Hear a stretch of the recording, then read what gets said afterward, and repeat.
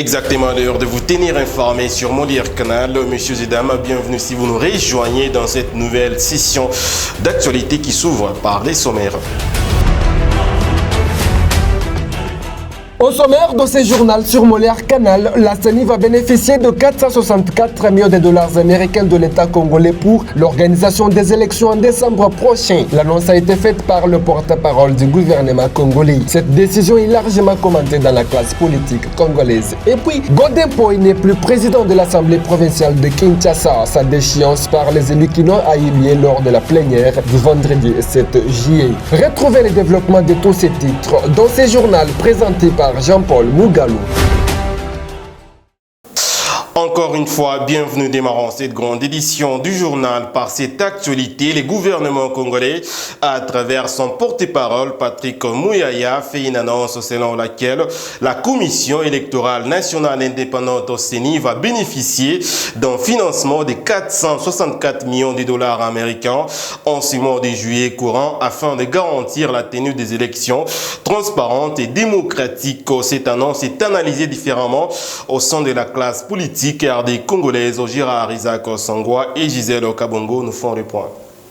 Pour garantir la tenue des élections transparentes et démocratiques en décembre 2023, le gouvernement de la République démocratique du Congo, à travers son porte-parole, Patrick Mouyaya, a annoncé les décaissements en ces mois de juillet courant, un montant de 464 millions de dollars américains dans les comptes de la Commission électorale nationale indépendante CENI, afin de permettre à cette dernière d'organiser en bonne et due forme les prochains scrutins. À en croire les ministres des Communications et médias, Patrick Mouyaya, ces investissements renforcent l'engagement du gouvernement envers le processus électoral et la volonté du peuple congolais. Déjà, au sein de l'opinion publique congolaise, cette annonce fait face à plusieurs lectures irrélatives. Il faut que les hommes s'habituent, il faut que les frères congolais s'habituent aux hommes de parole. Quand nous ne sommes pas habitués à ça, c'est pour ça que ça donne des fils à retordre aux gens pour comprendre le chef de l'État, Félix-Antoine Tshisekedi Tshilombo. Il vous dit, même en souriant, quels que soient les temps, il réalise. C'est-à-dire quoi?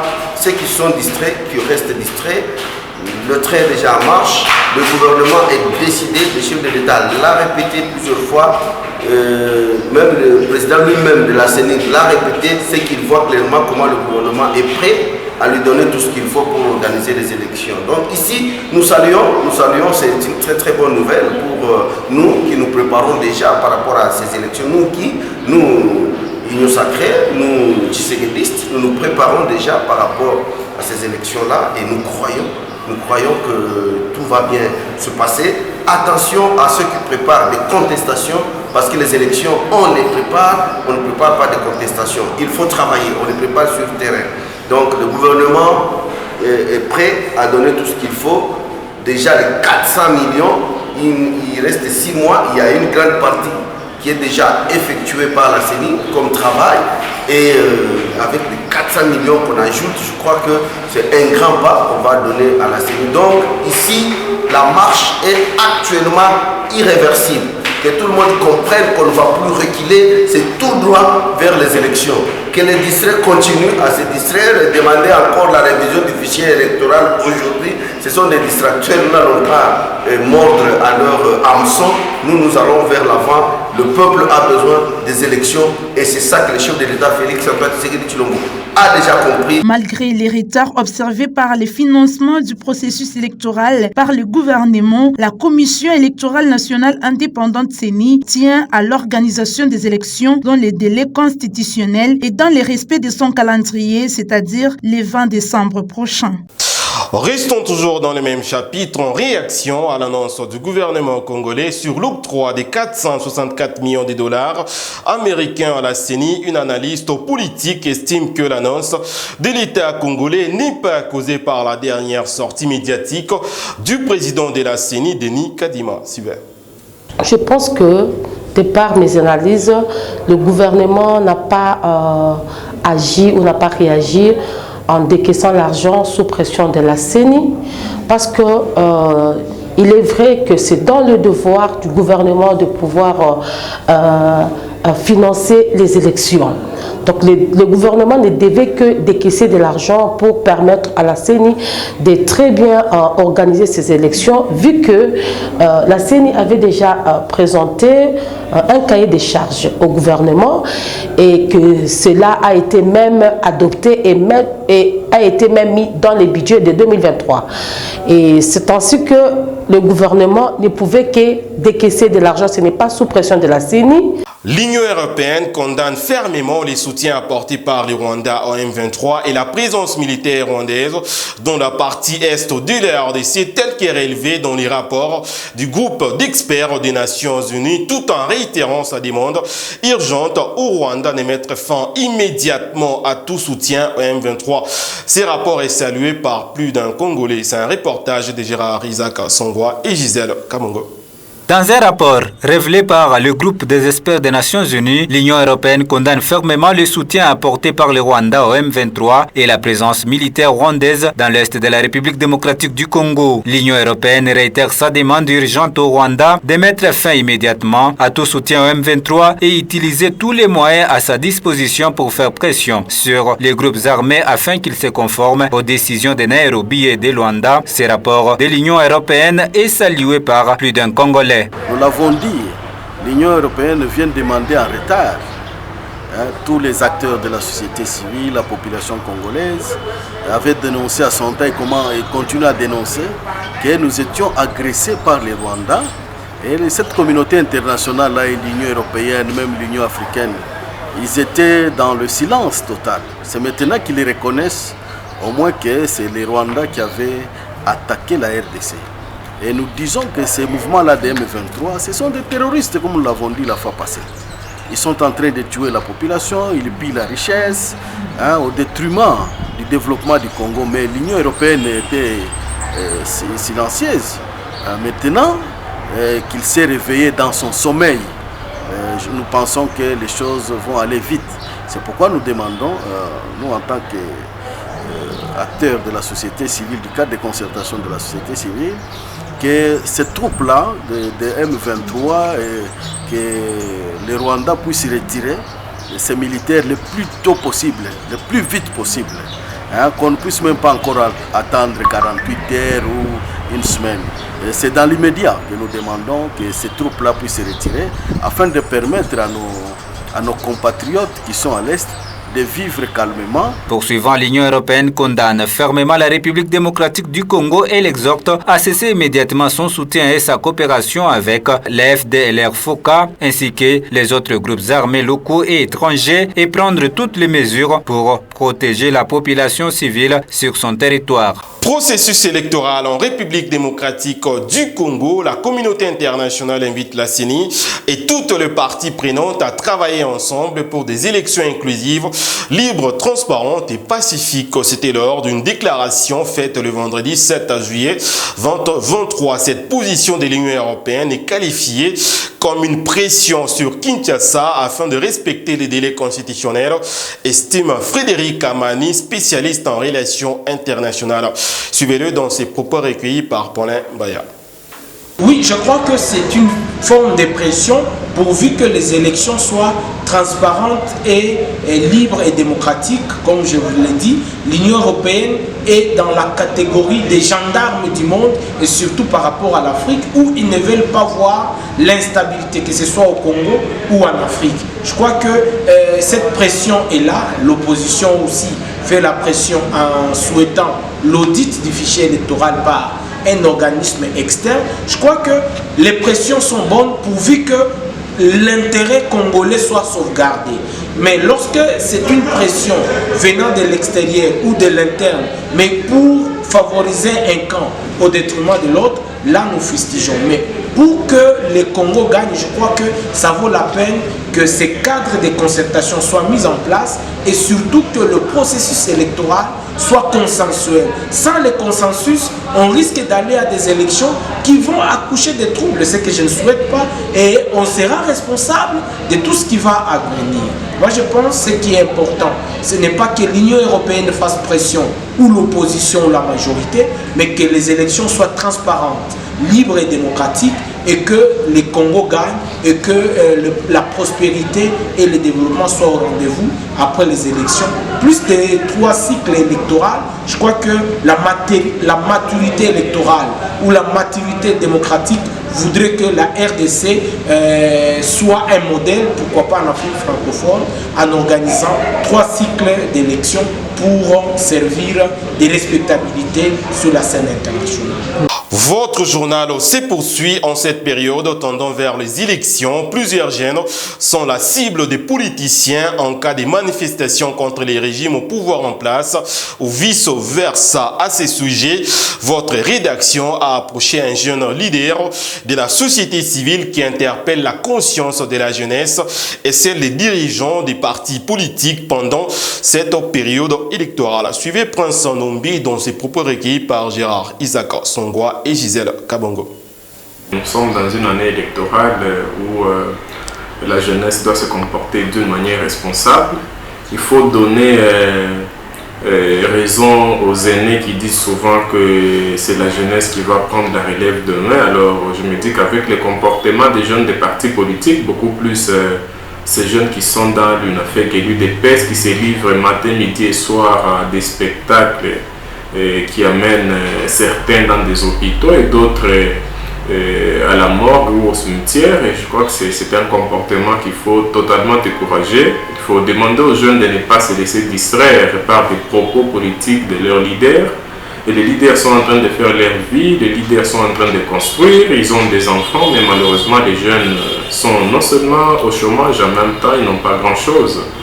Et je me dis que ce n'est pas en se donnant à des spectacles comme la bagarre et consorts, comme ce que nous sommes en train de vivre au quartier Kilobé-Lobé, parce que chaque fois, et à la Kenya, et ainsi que dans d'autres zones de la ville de Lubumbashi, qu'on va en tout cas prendre cette responsabilité en tant que jeunes. Il faut appeler beaucoup plus aux jeunes qui puissent se comporter comme des responsables. Ils doivent en tout cas incarner des notions de civisme et beaucoup plus protéger les biens publics et privés qui sont non seulement cassés, mais d'autres qui sont pillés lorsqu'il y a trouble chaque fois. Et il faut en même temps dire aux jeunes que c'est vrai que nous sommes jeunes aujourd'hui, mais on ne va pas rester jeunes éternellement.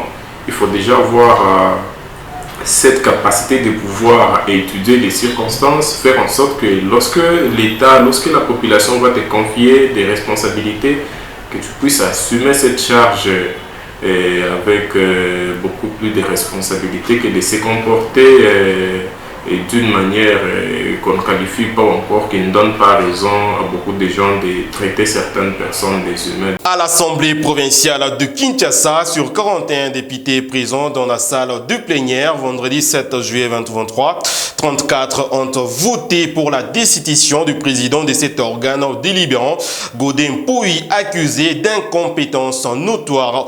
Les détails dans ses commentaires signés Gérard Isaka Songwa.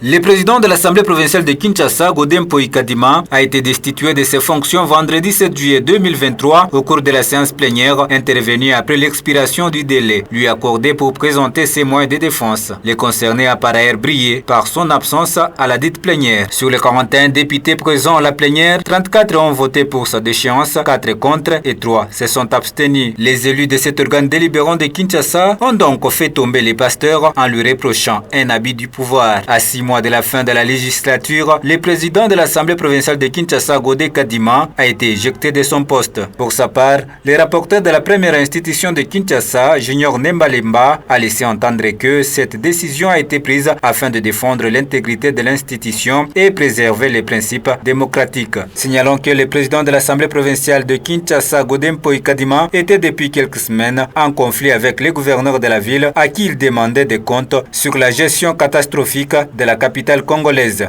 Plus question des drapeaux et effigies des partis politiques dans les arrêts des bus à Lubumbashi. C'est la décision prise par les maires de la ville Martin Kazembe Choula le vendredi 7 juillet 2023 au cours d'une réunion tenue à l'hôtel des villes de Lubumbashi à l'intention des représentants des tricyclistes et mototaxis. Regardez.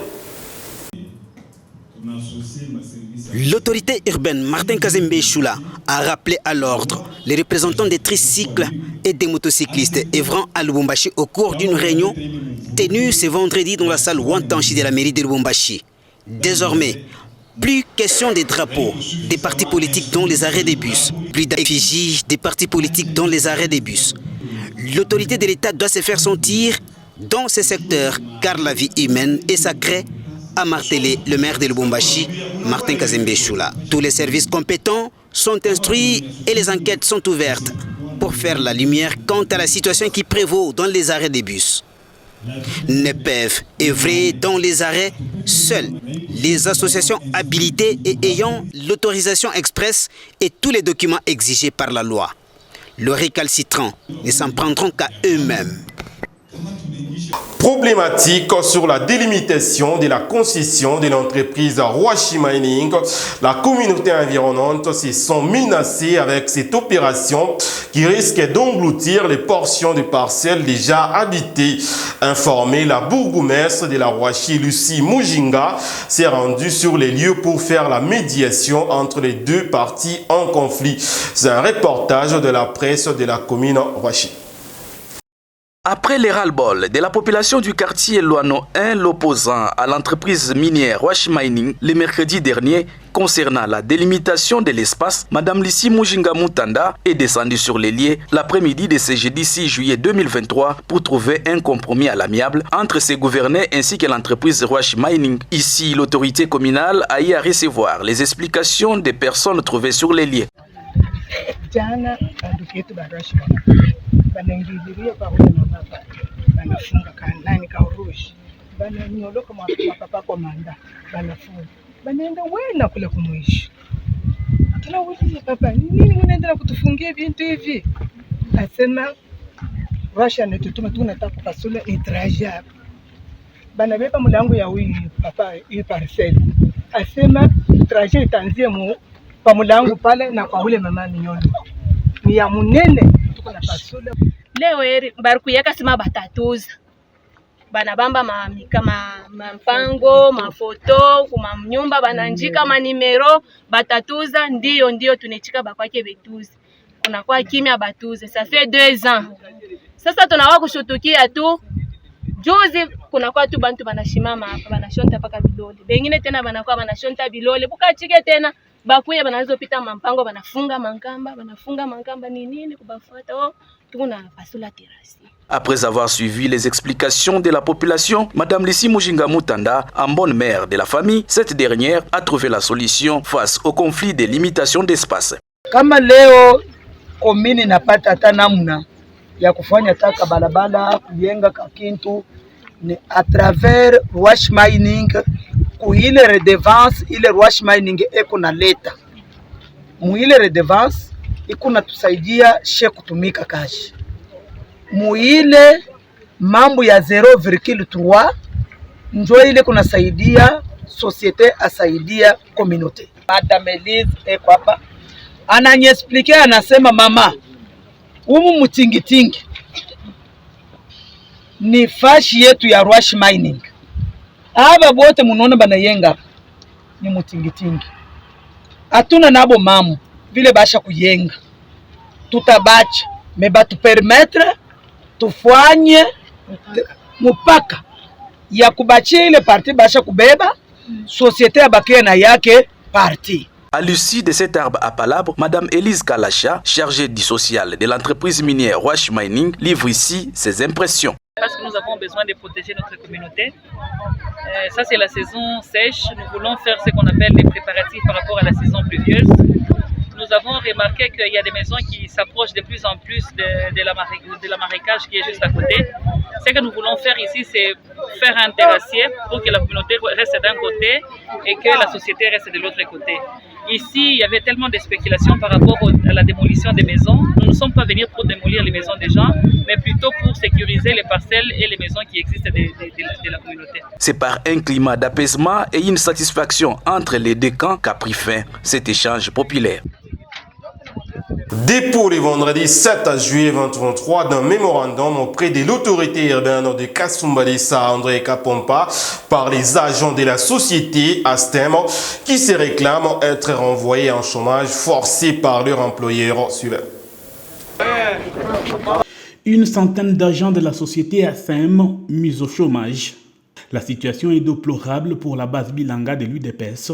Isaac Tshisekedi Tshilombo, président de cette base du parti présidentiel, affectueusement appelé avocat du peuple, saisit l'autorité urbaine en déplorant l'acte de la société de construction ASEM. Devant le bureau de la mairie, Maître André Kapampa, maire de Kasumbalesa, est saisi par Tshisekedi Tshilombo Isaac. Ces travailleurs, pères de famille, devant vous, Excellence, Monsieur le maire de la ville, ils ont rendu un service avec la société ASEM pendant 5 ans. Or, le délai octroyé par la loi congolaise, il est de 2 ans. En dépassant 2 ans, donc on considère que le contrat est conclu à durée indéterminée. Ça montre qu'il y a une irrégularité. Nous demandons à la justice de transcender les notions d'inégalité. Quelle est la nature du contrat qui lie ces désormais ex-agents de l'ASEM avec cette dernière? Quelle procédure adopter pour remettre ces pères de famille dans leurs droits? Le maire de la ville de Kasumbalesa rassure. Namiri baonesha asema tuko 1, ça le président Tshisekedi sema en présence d'une matière ya code de travail. Code de travail magumu, ma interprétation kama ina mzuri, justice ayeji kujisaisir directement. Hapana. Jo mamambo ile bananjiaka na ma condition. Il faut d'abord kwenda ku inspection du travail. Mirisha kumukonvoke inspectrice de travail heureusement wa Kasumbalesa. Pour que tukwe na nguvu ya kusaisir juge sa vile memo inasema. Asema, et je cite ce qui venait d'être dit, la justice doit transcender les inégalités, les pauvres, les riches, les faibles, na bingine, c'est M. Tshisekedi qui a dit, j'ai retenu la phrase, kumbe avant justice il dit saisir, il faut inspection et travail, il faut un PV de non-conciliation. Une commission est mise en place, un représentant du président de la base Bilanga, quelques agents concernés et un membre du bureau du maire de la ville ont été mandatés pour saisir l'inspecteur du travail afin de régler le plus tôt possible la question. Pour rappel, la société ASEM est celle qui a exécuté les travaux de construction, d'élargissement et modernisation du parking à la frontière de Kasumbalesa, le nouveau bâtiment de la DGDA à la frontière, la route poids lourd dite de contournement et le parking de la mairie sont des ouvrages de cette entreprise qui suspend le contrat de plus de 100 agents sous prétexte de fin de contrat avec son partenaire DGDA par l'intermédiaire de Trafigo. Terminons cette grande édition du journal par cette célébration. L'humanité commémore chaque 9 juillet de l'année la journée internationale de la destruction des armes légères et petits calibres. Elle a été instaurée par les Nations Unies en 2001 afin de lutter contre la criminalité sous toutes ses formes et autres conflits armés. Retrouvez les détails dans ces commentaires signés Manuela Kabamba. Plusieurs pays du monde entier commémorent ce 9 juillet la journée internationale de destruction des armes légères et de petits calibres, laquelle a été instituée par les Nations Unies en 2001 et introduite dans le contexte du programme d'action des Nations Unies sur les armes légères et de petits calibres. Cette journée est une occasion pour tout un chacun de prendre des initiatives visant à attaquer de fond la problématique de la prolifération des armes légères et de petits calibres qui se pose dans le monde. Elle rappelle les dangers que pose la circulation illicite et non contrôlée d'armes à feu au sein de la population civile, particulièrement dans l'est de la RDC.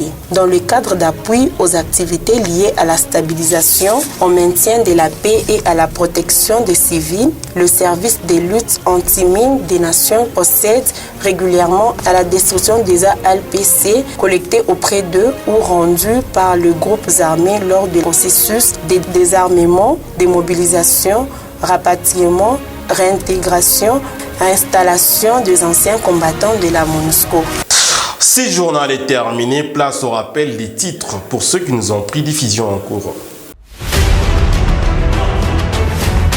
cours de cette édition du journal sur Molière Canal, vous avez suivi que la CENI va bénéficier de 464 millions de dollars américains de l'État congolais pour l'organisation des élections en décembre prochain. L'annonce a été faite par le porte-parole du gouvernement congolais. Cette décision est largement commentée dans la classe politique congolaise. Et puis, Godin Poy n'est plus président de l'Assemblée provinciale de Kinshasa. Sa déchéance a eu lieu lors de la plénière du vendredi. Et puis, Godin Poy n'est plus président de l'Assemblée provinciale de Kinshasa. Sa déchéance par les élus quinois a eu lieu lors de la plénière du vendredi 7 juillet. Voilà de quelle manière atterrit cette grande édition du journal sur Molière Canal. Merci pour votre fidélité tout à fait légendaire. Restez en compagnie de nos programmes. À la prochaine.